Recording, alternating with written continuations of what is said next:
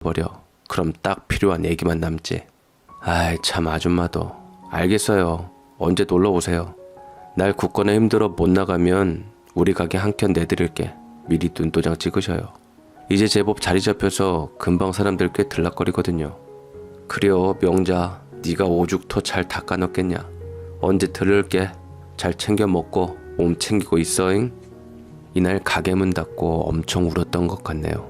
말로는 둘 다 이상 없다고 했지만 결국 제 예상대로 나 아닌 여자에게서는 금방 아이가 생기니 제게 문제가 있었던 게 맞았던 것 같고, 오빠의 행복에 마음이 좋아야 하는데 서럽고 억울한 생각이 드는 내 자신이 너무 못나고 못된 여자구나 싶어서 가슴을 쥐어뜯었습니다.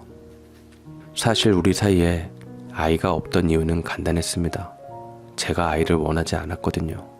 게다가 저는 전 남편이 아이를 낳을 것이란 이야기를 듣고도 여전히 아이를 낳고 싶은 마음은 안 들었습니다.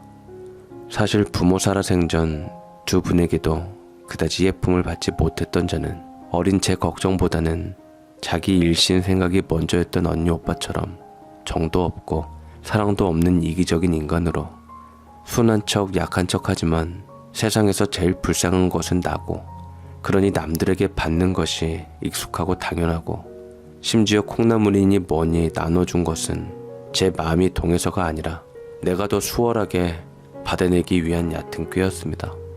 당장 콩나물 한 봉지에 뻥튀기 바리바리 받아온 것처럼 저는 당연하게 남의 배려를 즐겼습니다. 10년을 붕괴다 나온 것도 내가 눈치 보이고 불편해서였지 오빠를 진정으로 위해서가 아니었던 것입니다. 그렇지 않다면 이렇게 전 남편이 아이 생겼다는 말에 괴로울 리 없지 않습니까? 그래 사람들이 말하는 뻔뻔하고 작은 것에 목숨 거는 추한 나라는 인간의 주제 파악을 하며 뒹굴고는 이제는 진짜로 달라지기로 마음을 먹었습니다. 어차피 작은 슈퍼는 드나드는 손님도 다 저와 비슷비슷한 사람들이니 다른 곳보다 100원만 덜 받아도 좋아라 합니다.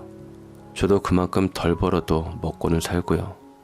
아이도 없는 제가 돈 많이 벌어봤자 솔직히 이 규모에서 욕심 내봤자였죠.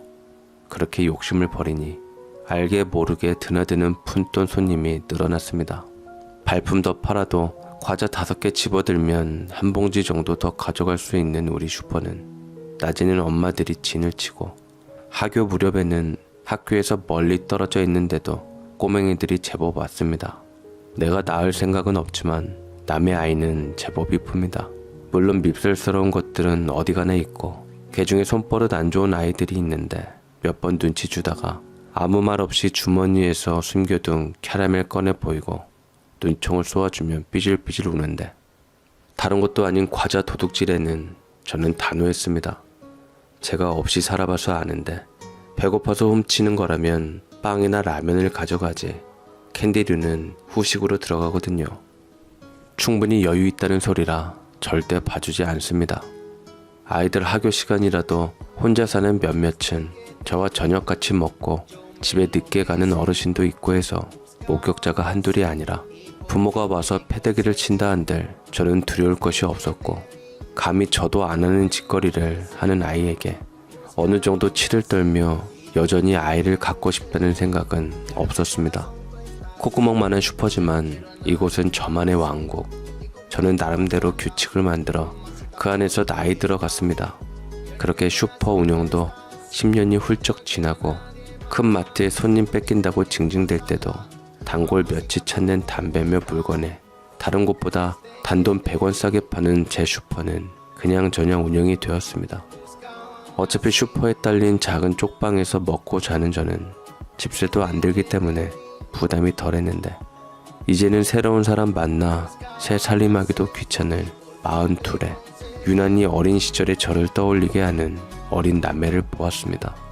남매인 듯한 초등 3, 4학년으로 보이는 누나와 초등 2학년으로 보이는 남자아이가 각자 라면하고 빵을 들고 왔는데 시간대로 보아 저녁 식사용인 듯 싶었죠. 그런데 둘 다 빵 코너 앞에서 고민을 하는데 결국 아이들이 흔히 좋아하는 빵이 아니라 빵 2개 살 돈으로 양 많은 식빵을 고르느라 그런 것이었습니다. 식빵은 잼 없으면 아이들 입맛에는 안 맞으니 애들도 선뜻 손이 안 간 게죠.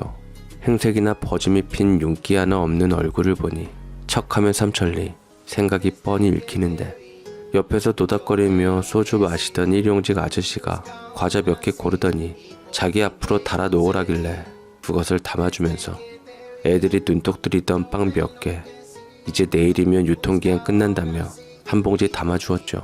제 말에 누나로 보이는 애가 조그마한 지갑을 열어 주섬주섬 돈을 꺼내는데, 라면에 식빵값 내고 가지고 있는 돈이 3,000원 밖에 안 되는데 그냥 받으면 안 된다며 그 돈을 마저 내미는 모습을 보니 되바라진 애들 몇몇 때문에 차갑게 식었던 제 가슴 한구석이 먹먹해지는 것이었습니다.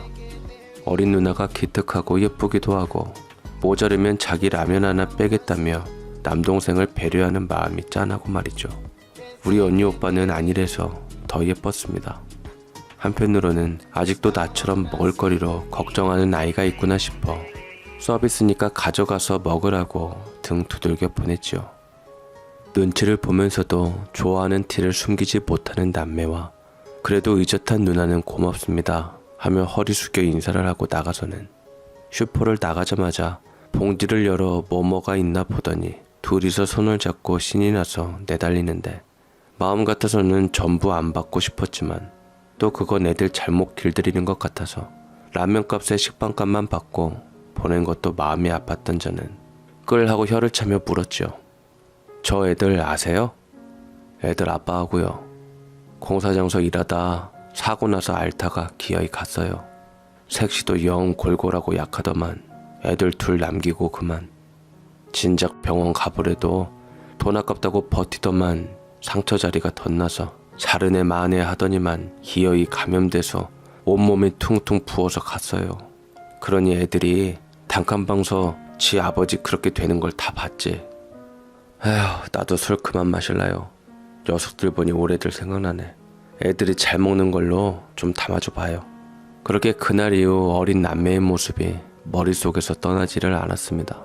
다른 아줌마들도 애들을 알기는 하는데 학교 마치면 친구들하고 노는 법이 없이 집으로 쌩알이 내달린다는데, 애들 엄마가 영 부실하고 지능도 정상적이지 못한 모양이었습니다.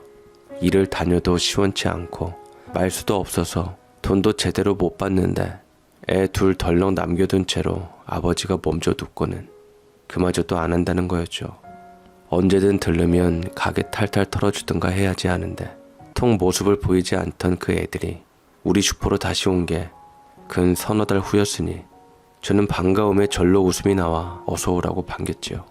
그러나 애들은 쭈뼛쭈뼛거리며 제 눈치를 보더니만 100원짜리 몇 개와 1000원짜리 꼬깃한 한 장을 내밀더니 부탁을 해왔습니다. 돼지 저금통을 뜯었더니 이것밖에 없다며 두 손을 펼쳐서 돈을 보인 후에 이걸로 미역국 끓일 수 있냐고 하는데, 무슨 일이냐 물으니 엄마 생일이랍니다. 참 찌금한 것들이 어째 신금을 울리는 말만 하는지 이 가난한 남매가 엄마 생일날 줄 미역국 끓인다는데 가만히 있을 수가 없어서 벌떡 일어나며 말했죠. 에이, 여기 와서 잡지 뭐하러 다 크지도 않은 돼지를 잡았대. 내가 어제 미역국 끓여 먹고 엄청 남았는데 그거 가져가면 되겠다. 잠깐만 있어봐 하며 얼른 선반에 놓은 커다란 미역 봉지를 들고 쪽방으로 들어가서 허겁지겁 봉지를 뜯어서 다시 내왔습니다.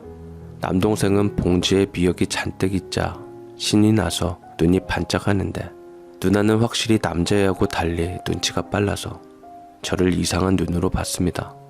그동안 아이들이 눈에 밟혔던 저는 마늘 깐 것과 생일빵이라며 식빵에 아이들이 좋아할 크림빵에 라면까지 담아서 엄마께 생일 축하한다고 말씀드리라고 하고선 애들 손에 들려보내고 술 마시고 있는 아재에게 가게를 부탁하고 따라 나섰습니다.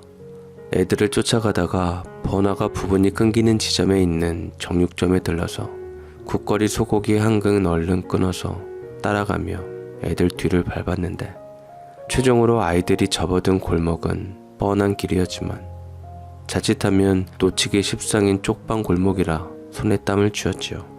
애들이 들어가고 한 2-3분 기다렸다가 저는 똑똑 노크를 했는데 문을 여니 바로 보이는 작은 부엌에 곤로 하나 두고서 둘이 쪼그리고 있던 참이더라고요. 이거 내가 끓여 먹고 남은 건데 같이 넣어. 내가 끓인 거 주려다 맛이 없어서. 근데 온 김에 엄마도 좀 보고 가면 안 될까? 나도 엄마 잘 알거든. 요즘 통 못 봐서 생일 축하 겸 보고 갈까 하는데. 와, 어쩐지. 거봐, 엄마 친구라잖아. 이상한 아줌마 아니구만. 들어와요. 엄마 친구 왔어. 엄마가 낯선 사람 집에 들이면 안 된댔는데. 괜찮아. 나 엄마 친구야. 잠깐 얼굴만 보고 갈게. 그런데 안쪽 방에 죽은 듯이 누워있는 아이 엄마 상태가 이상했습니다. 며칠 전서부터 움직이지도 못할 만큼 배가 아파서 누워있다는데 온몸이 식은땀으로 흥건했습니다. 누나의 말 들어보니 처음에는 배탈 났다고 토하고 그러더니 아무것도 안 먹고 누워만 있다는데 얼굴이 노랗고 입술은 허옇게 말라붙고 눈밑이 시커머니 심상치가 않아 보인 이 모습은 제게 익숙했습니다. 우리 엄마, 돌아가신 우리 엄마가 이랬거든요. 열이 높아서 비몽사몽에 있는 모습에 누나에게 미역국이고 뭐고 그게 중요한 게 아니니 대충 짐 싸라고 하고 남자의 손을 잡고 얼른 집에서 뛰어나와 굽이굽이 골목 초입에 있는 공중전화로 119에 응급환자로 신고를 하고 이어 도착한 구급대원들을 집으로 안내를 했습니다. 누나이는 당장 구급대원이 집에 들이닥치자 안도하면서도 병원비가 걱정이 되는지 수술비 없어서 엄마가 신고하지 말란 거였다며 여기에서 보고 그냥 약만 주면 안 되냐고 울음을 터뜨리길래 제가 울컥해서 덜컥 호언장담을 하고 말았습니다. 아가, 수술비건 뭐건 내가 낼 거야. 걱정 마. 내가 엄마 친구라고 했잖아. 엄마 병은 병원 가서 봐야 알 수 있어. 지금 선생님들은 의사 없이 약 함부로 주면 큰일 나거든. 얼른 가자. 그래도 병원비가 얼마가 들건 엄마는 살려야지. 엄마 없이 살 수 있어? 엄마 이대로 두면 죽어. 제 톡한 말에 자기 아버지가 생각나는지 누나애가 제 손을 잡고 살려달라고 울부짖었고 저는 어느 병원으로 갈 거냐 묻고 얼른 애들을 데리고 병원으로 쫓아갔습니다. 제 섬뜩한 짐작대로 아이 엄마는 우리 엄마와 비슷하지만 전혀 다른 맹장염이었습니다.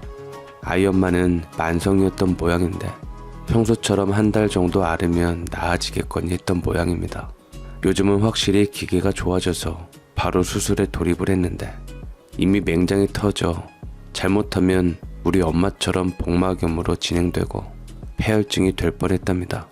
지역 의료보험비가 밀려 있어서 수술비는 어마어마하게 나왔지만 동사무소에 사정해보라고 하길래 애들 데리고 가서 상담을 해보니 몇 해 전에 생활보호 대상자로 지정할 때는 아버지가 살아있어서 포함이 안 되었지만 이제는 가능하다기에 바로 신청을 하고 병원비를 꽤 삭감받을 수 있었습니다. 수술하고 나서 정신을 차린 애들 엄마는 생각보다 또랑또랑한 사람이었으니 이 만성 맹장염으로 인한 통증 때문에 사람이 늘 멍하고 움직임도 굼뜨고 힘들었던 모양입니다. 고맙습니다. 뭐라고 감사함을 표현해야 할지 둘째 낳고부터 이랬거든요. 만성이라고 해서 언제 수술해야지 하다가 차일질 미뤄지고 아이들 아빠 간 후로는 엄두도 못 냈어요. 늘 그랬어서 버티면 될 줄 알고 있었던 건데 이번엔 정말 하늘이 노랗게 움직일 수도 없더라고요. 좌우당간 잘 됐네요. 골칫덩이 맹장 떼어냈으니 이젠 안 아플 거예요. 나한테 감사할 거 없어요. 애들이 엄마 생일이라고 미역국 끓여주려고 우리 가게 왔더라고요. 미역국은 못 먹었어도 다시 태어난 건 맞네. 여기 금일봉. 우리 슈퍼 손님들이 걷어주네요. 애들 기특하다고. 애들이 살린 거예요. 아유 이뻐라. 앞으로 나하고 언니 동생하고 지냅시다. 나도 혼자거든. 너희도 이젠 이모 조카하고 언제든 우리 가게 와서 놀다가 이모가 기분으로 매일 과자 한 봉다리씩 줄게. 이 맛에 가게 하는 거지 뭐. 감사합니다. 제가 커서 꼭 돈 많이 벌게요. 그래서 엄마 살려주는 애 갚을게요.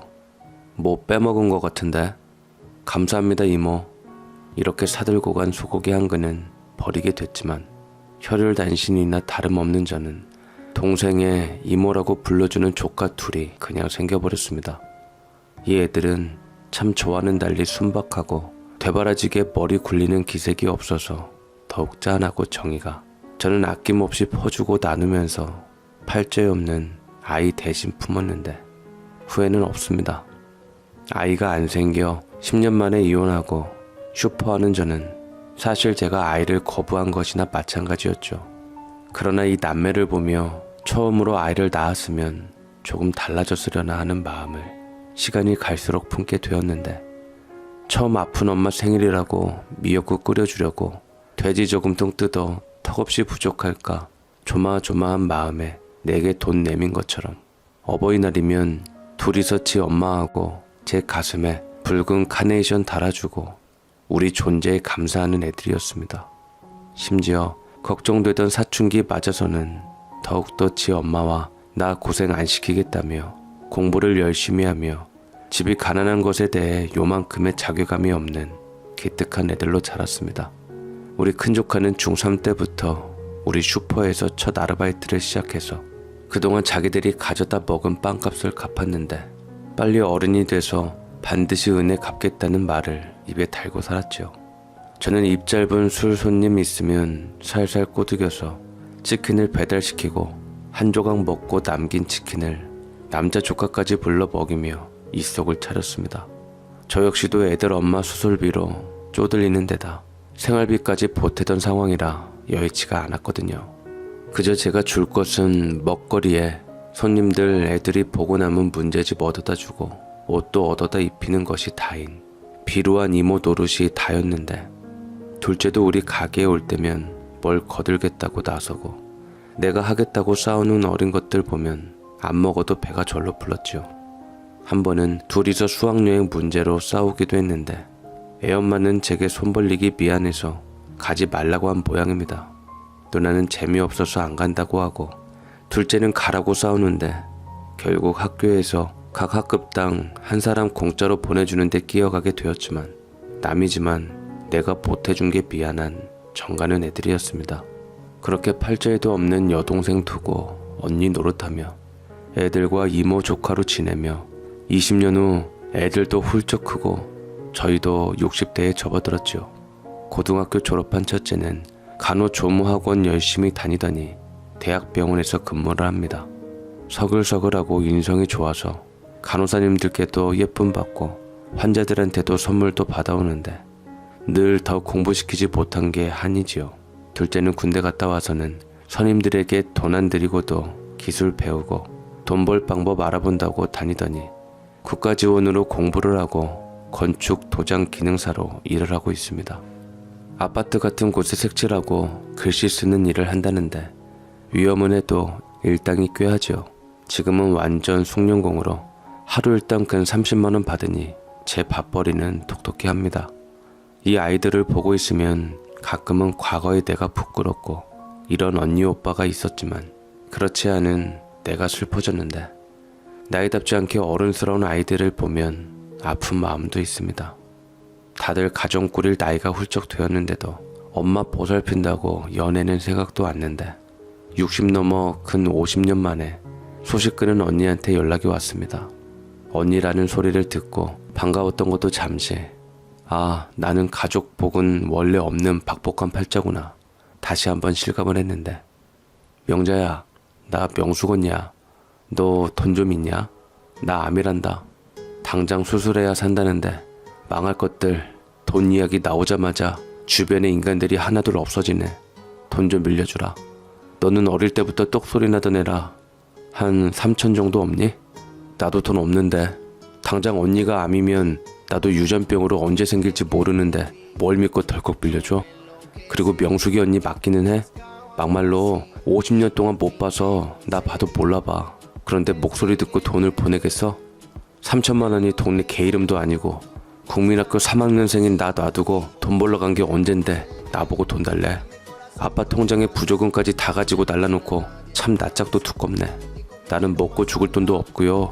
다른 데 가서 알아봐요. 난 언니 없어요. 그래, 그럴 거다. 이 집안 피가 어디 가겠어. 혹시나 하고 전화해봤지. 명자야, 너도 병원 가서 한번 검진 받아봐. 초기에는 몇백이면 치료한다더라. 의료보험 되면 더 싸고. 네 오빠도 암으로 갔거든. 설마 하고 버텼더니만 이 꼴나네. 그리고 미안해. 언니 노릇 못해서.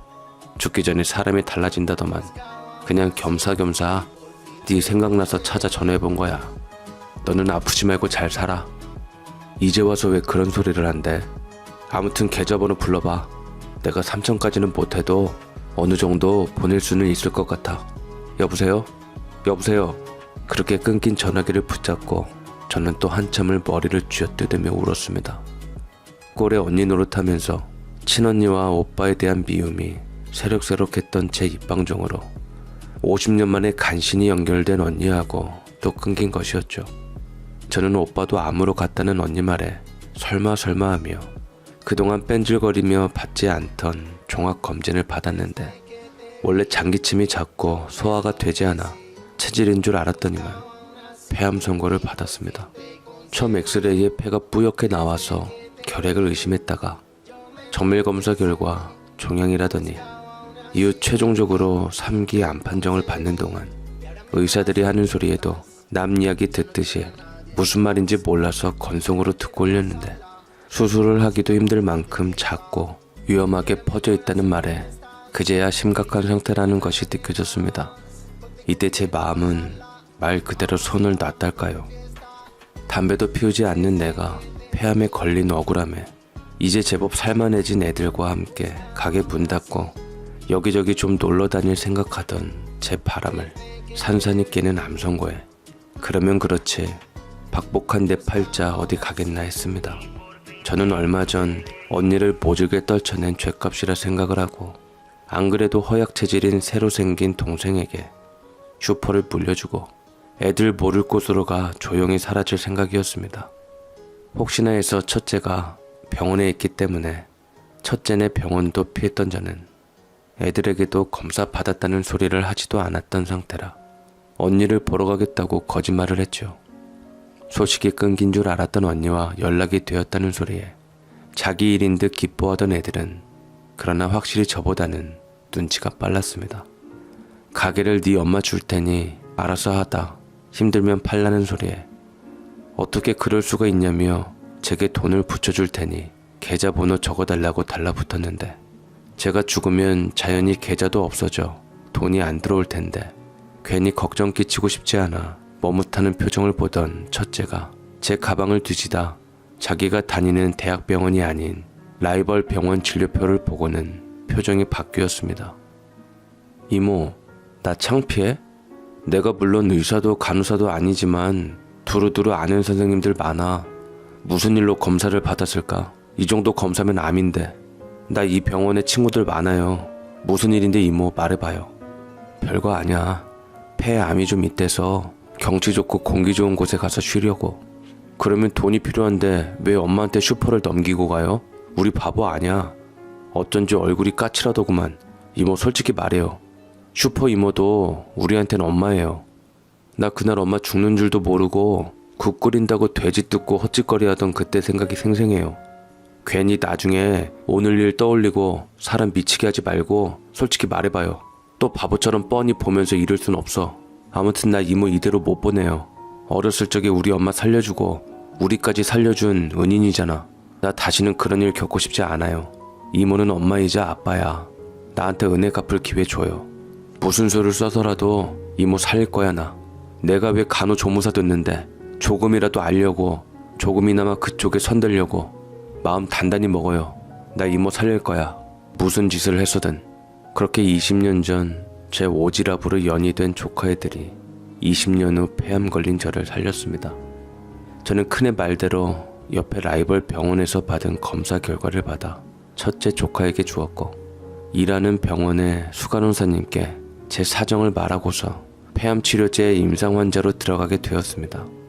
조카 말로는 암이 흔적도 없이 사라지는 추적 치료제에 임상 실험이라 돈도 안 되니까 걱정까지 덜었지요. 특히 저 같은 경우에는 암을 늦게 발견해 첫 치료자로 나서는 것이라 더욱더 임상적 가치가 높다고 합니다.